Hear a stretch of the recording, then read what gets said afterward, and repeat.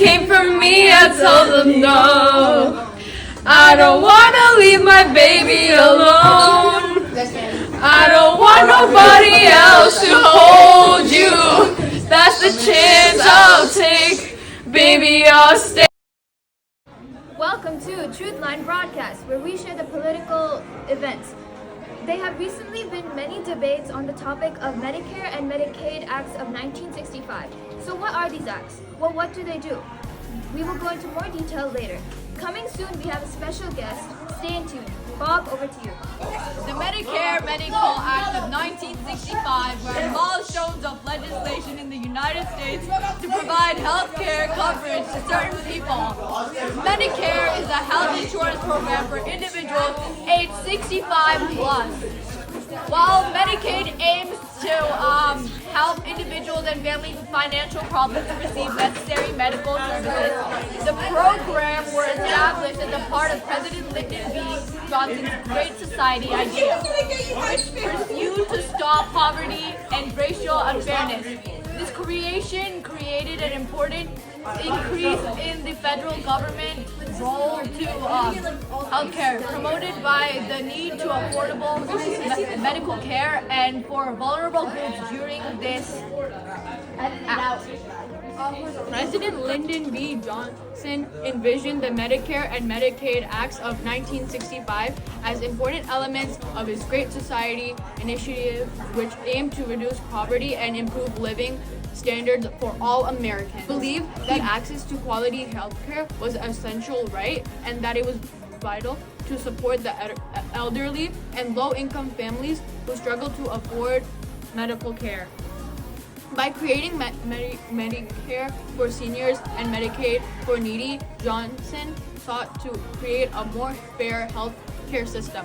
His ambition imaged a commitment to social welfare and strived to address the growing concerns over healthcare accessibility in a fast-changing society. Hey, excuse me, what's your name? My name is Penny. So what is your opinion on the act? I think the act was a scam because it created a complex treatment system, and sadly my grandmother died in her sleep because she was unable to get a treatment. I'm sorry for your loss. Okay. Have a good day.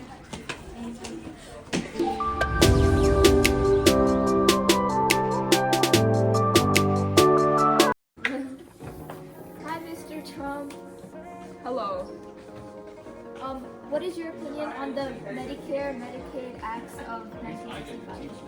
Honestly, I'm gonna be honest with you, Sammy. I don't see a big fuss about the acts. Recently, I was in an interview with Elon Musk, which I promised to stay away from the acts. I won't even touch it. But the public had this ridiculous idea.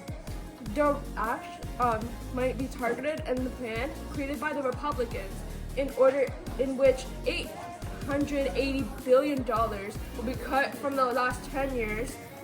I assure you they won't be cut.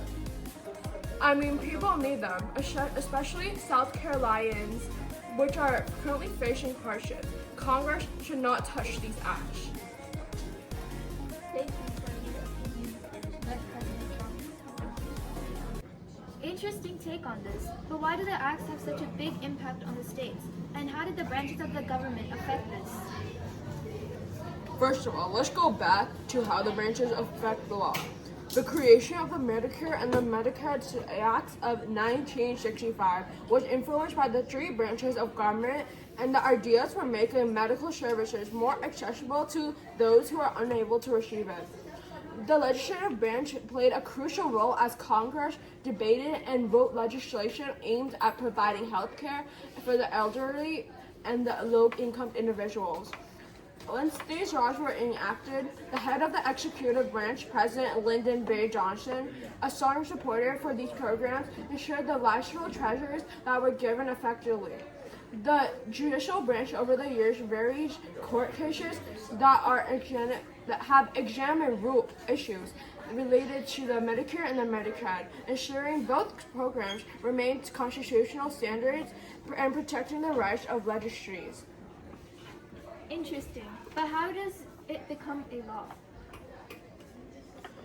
Bills or years for laws begins as suggestions introduced to either the House of Representatives or the Senate, which they are debated, amended, and voted on. If a bill passes in one of these houses, it moves from the others for a similar process, and both versions must be agreed on. Once both parties must approve the final version, it's sent to the president, who can either sign into law or veto it. Back to you, Shanvi. Huh, that makes so much sense now.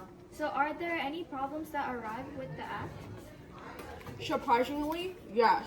The Medicare and the Medicaid Act of 1965, while an important improvement in healthcare access, faced several challenges. One major rule is the trouble of funding and resources between states, leading to uneven qualities of care. Also, the complexity of requirements can also create confusion for people who are seeking access to services. Furthermore, the rapid increase of healthcare costs have put pressure on sustainability for both programs, ensuring ongoing debates about changing and funding mechanisms. Lastly, issues that are related to fraud and abuse within the systems can further strain users and damage trust in these programs. Wow, that explains so much about the ongoing debates about the act. Give it up for Donald Trump, ladies and gentlemen. Now let's go to Bob, who is currently covering the topic of government plans for the act. Breaking news! Plans for these programs have often included developments and changes to improve accessibility and affordability. However, the recent proposal to cut $800 billion over the past decade could greatly impact funding for both programs, potentially denying access to essential services and leading increased out-of-pocket costs for people. This could undermine the original goals of these acts by making it harder for people in tough positions to receive the care they need.